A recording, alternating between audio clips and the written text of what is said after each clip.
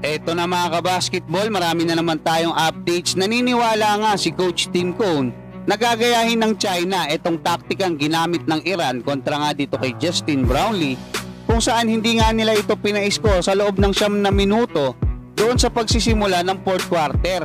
At alam nyo ba mga kabasketball na hindi pa naman dapat natin makakaharap yung bansang China? Pag-usapan natin yan mga kabasketball sa kayong mga players na dapat tutukan ng ating Gilas Pilipinas.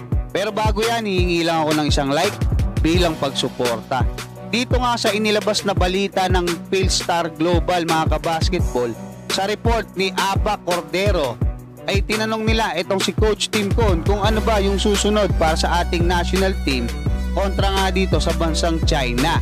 Kasi ito pa lang si Coach Tim Cone mga kabasketball ay hindi pa nakakakuha ng magandang tulog, kasi alam naman natin na talagang critical yung kanyang kalagayan, no? Yung bitin siya sa preparation, yung mga players na iba na gusto niya hindi niya nakuha, 'di ba? So yan yung mga bagay na kumbaga nakakaapekto dito sa ginagawang kampanya ng ating national team. Medyo mabigat talaga yung dala-dala or pasan-pasan nitong si Coach Tim Cone.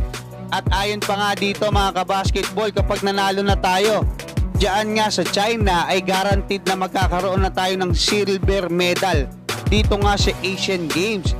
Kahit nga sinasabi niya mga kabasketball na hindi niya pa napapanood kagabi yung or kaninang madaling araw yung mga laban nitong China. Alam naman natin na kapag napanood niya yan kayang-kayang sundan or basahin ni Coach Tim Cone yung magiging sistema nila dyan.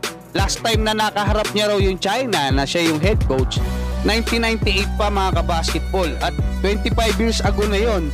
At iba na raw yung sistema ngayon, no? Iba na yung kupunan, iba na yung mga tao. At inaasahan nga ni Coach Tim Cone na gagayahin ng China or susundan nila yung sistemang ginawa ng Iran dito nga kay Justin Brownlee. Kasi alam naman natin 36 points itong ginawa ni Justin Brownlee, binuhat niya talaga yung Gilas, no? Kasama ni Junmar Fajardo.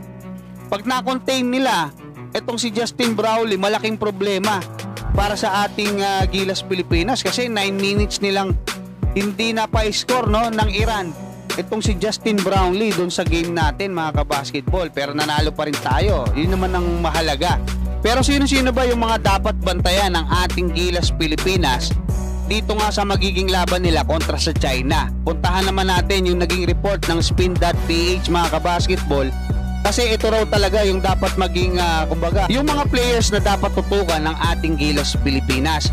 Doon sa naging lineup nila mga kabasketball sa FIBA World Cup, 9 na players ang nandito pa rin sa Asian Games. So alam naman natin kung sino-sino yung nawala, no? Yung mga key players din nila, si Jochi, injury, yung kanilang naturalized player na naglalaro din sa NBA na si Kyle Anderson.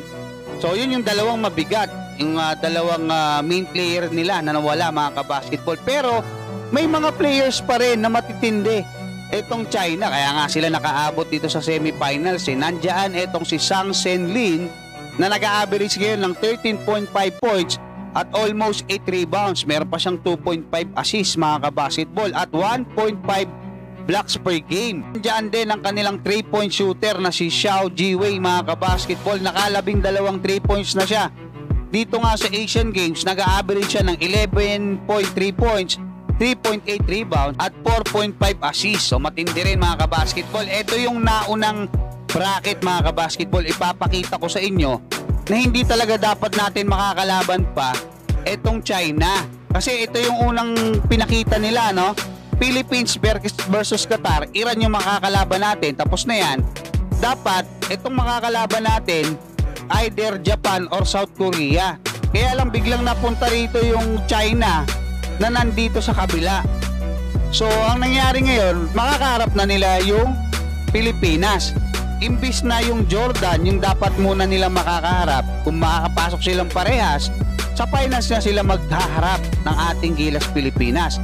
Para sabihin ko sa inyong totoo yan mga kabasketball, naglabas pa ng balita dyan itong Spin.ph, no, 3 days ago, kung saan sinasabi nga nila na parang blessing pa yung pagkatalo ng ating national team kontra nga doon sa Jordan. Kasi nga hindi natin makakarap, ito basahin ko Gilas defeat means it will have to play the third-ranked team in Group D, Qatar, for a spot in quarterfinals. The loss also burned Philippines away from face-off against host China in the semi-final. Hanggang dyan muna mga kabasketball. Maraming salamat at God bless sa inyong lahat.